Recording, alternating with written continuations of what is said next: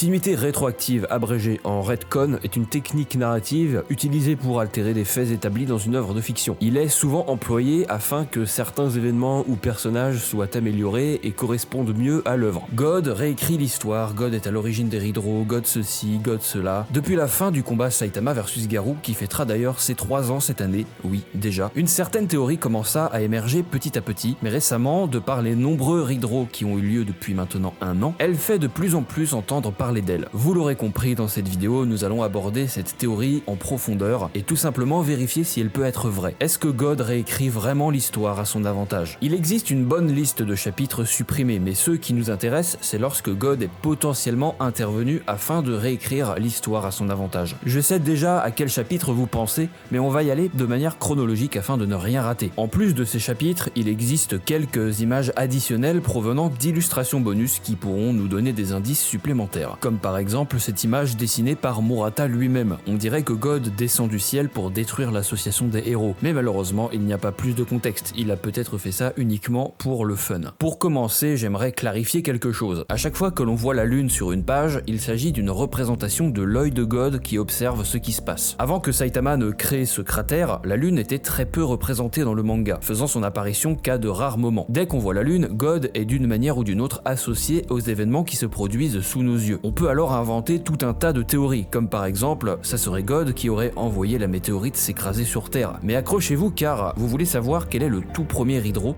Boros. Au lieu d'envoyer Saitama sur la lune, Boros lui balance un des piliers de son vaisseau droit dans la figure, mais c'est tout. Et c'est là que le Hydro entre en jeu. God aurait réécrit le dénouement de ce combat afin de trouver une solution pour se débarrasser de Saitama. Boros étant extrêmement puissant, God pensait peut-être pouvoir s'en servir afin d'éliminer Saitama, mais aussi en l'envoyant sur la lune, endroit où le corps physique de God demeure emprisonné afin d'avoir la confirmation que Saitama est celui qui chamboule tous ses plans. En sautant depuis la lune, Saitama a produit une immense onde de choc, ce qui a peut-être temporairement fragilisé le sceau dimensionnel retenant prisonnier God, lui permettant alors d'agir à plus grande échelle comme on le verra par la suite. God semble porter une attention toute particulière envers Saitama, comme s'il s'agissait d'une anomalie contrecarrant sans arrêt ses plans. Mais d'ailleurs, quand et comment God peut-il intervenir? Comme je l'ai dit, ou plutôt comme Blast le dit, lorsque les champs magnétiques de la Terre sont perturbés, cela crée une déformation de l'espace et par conséquent un trou dans le sceau dimensionnel servant à emprisonner God, ce qui lui permet de s'échapper ou du moins d'intervenir en cas de besoin. Et si, lorsque Boros s'est transformé en Meteoric Burst, cela avait créé une perturbation, permettant alors à God d'effectuer son premier Hydro. Oui, mais dans ce cas, le Serious Punch de Saitama aussi alors, le truc est encore plus puissant que l'attaque Fajin de Garou ayant perturbé l'espace. Je pense que God en avait suffisamment vu. Voyant que Boros avait été vaincu, il savait qu'un autre Hydro n'allait rien changer. Et puis Blast et compagnie étaient sûrement sur le coup en train de réparer le sceau. Mais on y reviendra plus tard. Pour le prochain Hydro, on va faire un petit bond en avant et directement se rendre au chapitre Phoenix Man contre Petit Empereur. Pour plus de détails, je vous invite à aller voir cette vidéo, j'explique pas mal de choses sur Phoenix Man, sur son costume et ses pouvoirs peut-être acquis de God. Mais pour faire simple, Phoenix Man a le pouvoir de résurrection. Bien que God ne puisse pas agir comme il le désire, il semble néanmoins être spectateur en permanence. Phoenix Man, doté d'un extraordinaire pouvoir au potentiel quasi infini, aurait alors piqué la curiosité de God. À la fin de l'ancien chapitre, Petit Empereur le frappe littéralement d'un Kamehameha, traversant tous les étages de l'association des monstres avant de finir sa course dans le ciel, où l'on peut voir une immense lune dominer le ciel. Est-ce que par hasard God n'aurait pas vu tout ce qui s'était passé? Phoenix Man parvient à encaisser l'attaque et survit de justesse, mais Petit Empereur le tuera grâce à une ruse de sa part, lui faisant déchirer son costume. God a senti le potentiel de Phoenix Man et lui a accordé une seconde chance de vaincre son ennemi. Certes, cette nouvelle version du chapitre semble moins impressionnante, dans tous les cas, le dénouement final est tout autre. Phoenix Man ne mourra pas et il se transformera en poussin. Mais également, dans cette version de l'histoire, Saitama intervient et sauve Petit Empereur. Il a une nouvelle fois contrecarré les plans de God. Mais pour une fois, est-ce que God n'aurait pas en quelque sorte réussi son coup pour la première fois? Garder en vie un élément de valeur afin de s'en servir plus tard. Il positionne petit à petit ses pions tout au long de la série et tente désespérément de mettre en échec Blast et ou Saitama. Il existe un principe narratif appelé le fusil de Tchekhov, selon lequel chaque détail doit être nécessaire et pas simplement être mis là au hasard. One excelle dans ce domaine, la lune étant le meilleur exemple que je puisse donner. Le fait que Phoenix Man soit encore en vie n'est donc donc pas dû au hasard, il reviendra tôt ou tard dans la série, soit dans le camp du bien,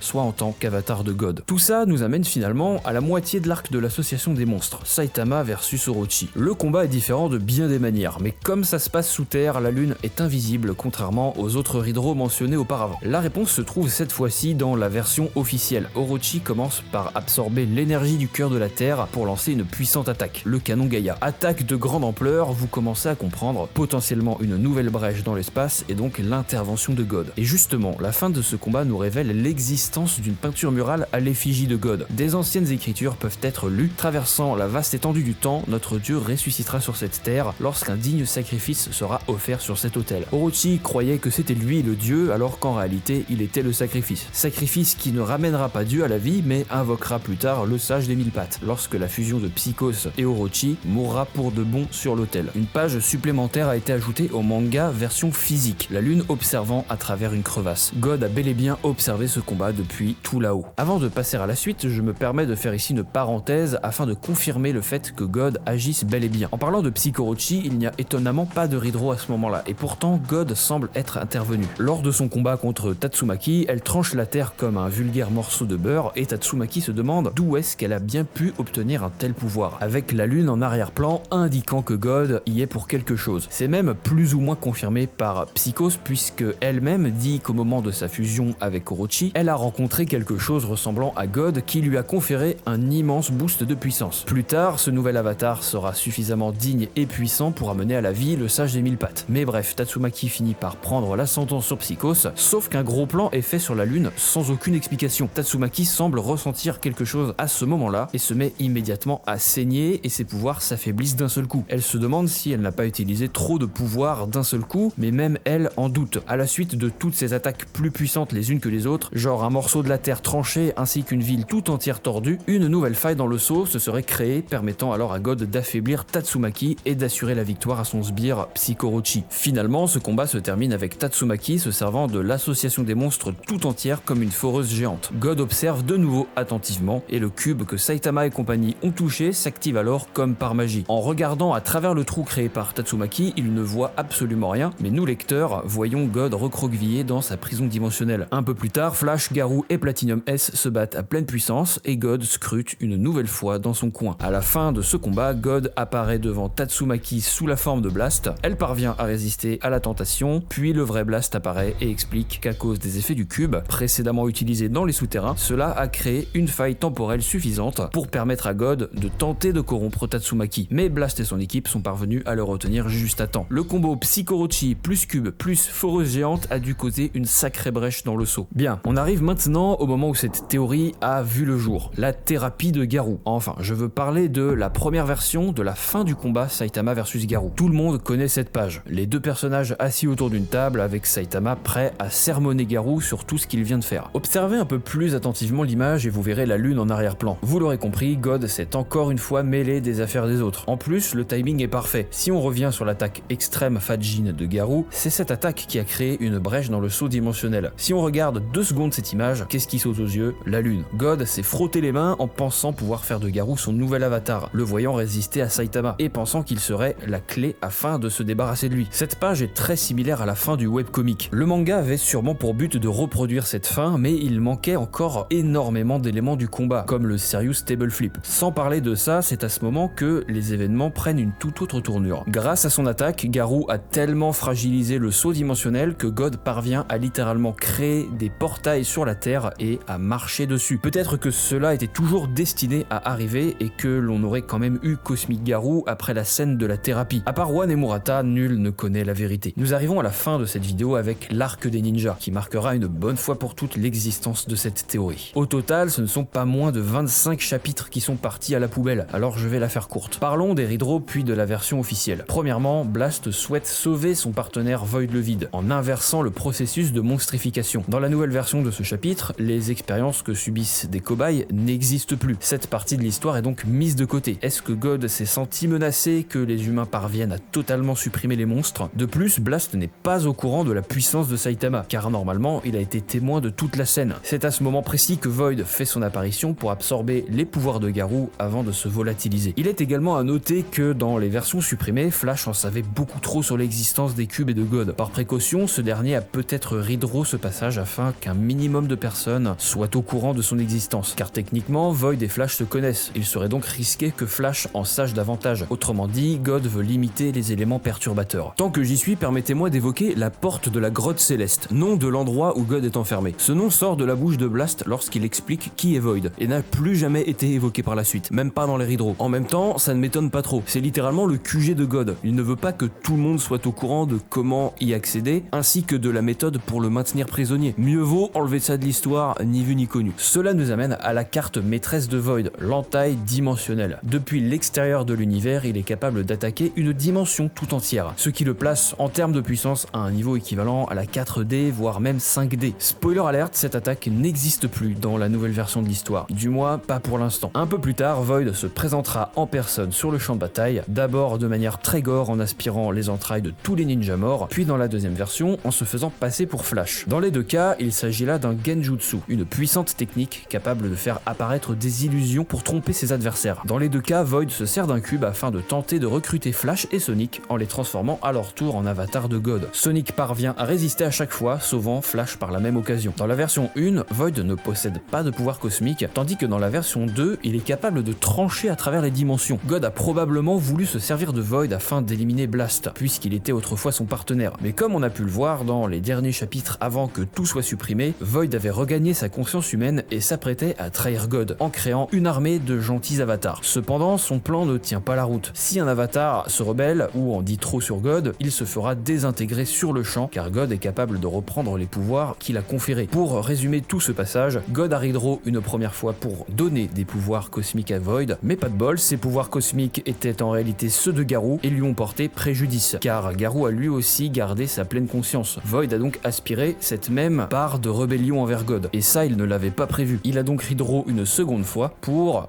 on ne sait pas. Enfin, j'ai peut-être une piste. La continuité actuelle semble suivre de très près celle du webcomic, ce qui signifie que Saitama va one-shot Void off-screen. Il n'y aura donc aucun combat. God veut empêcher Void de mettre son plan à exécution, mais pour ça, il lui suffirait juste de reprendre ses pouvoirs, pas vrai? Et bien visiblement, il n'a pas l'air de pouvoir le faire, ou plutôt de vouloir le faire. Précédemment dans cette vidéo, j'ai évoqué quelque chose de similaire pour Phoenix Man. Il est en vie. Au lieu de tuer Void, il le laisse en vie afin de s'en servir plus tard. Dans la deuxième version, Saitama est parvenu à attraper les lames dimensionnelles de Void qui sont censées couper à travers l'espace. God a dû voir ça et a dû se dire « Encore ce Saitama qui vient me mettre des bâtons dans les roues ». Il a donc préféré remonter le temps une nouvelle fois en faisant de Void un avatar lambda sans pouvoir cosmique, mais au moins il est en vie. God déplace ses pions sur un échiquier temporel que seul Saitama semble être en mesure de renverser. J'ai cependant une dernière question. Est-ce que la continuité du webcomic est officielle? Est-ce que God est au courant qu'un webcomic existe? Est-ce que le webcomic ce serait pas au final le brouillon de God, une sorte d'ébauche pour voir comment il pourrait se libérer? Au fur et à mesure de l'histoire, il a introduit de nouveaux personnages, de nouveaux pouvoirs et de nouvelles façons de ressusciter. Les redraws ne sont théoriquement plus canons, mais si One a décidé de créer ces événements, c'est pour qu'ils soient dans un premier temps officiels. Il y a donc toujours une part de vérité. Si la vérité devait être révélée, ça ne serait probablement pas avant la fin de la série. One et Murata veulent quand même garder du suspense. Ce sont eux les véritables dieux. Rien que cette phrase remet en question l'intégralité de cette théorie. Peut-être que la communauté va chercher trop loin et qu'il s'agit simplement d'une amélioration visuelle et d'une mise à jour, tout ça réalisé par One. Il existe bon nombre de personnages de manga capables d'influencer la réalité, notamment dans les comics, et ça ne m'étonnerait pas que God en soit lui aussi capable. Ces avatars peuvent remonter le temps ou même voyager entre les dimensions. Ça veut donc dire qu'il s'agit là d'un échantillon de sa réelle puissance.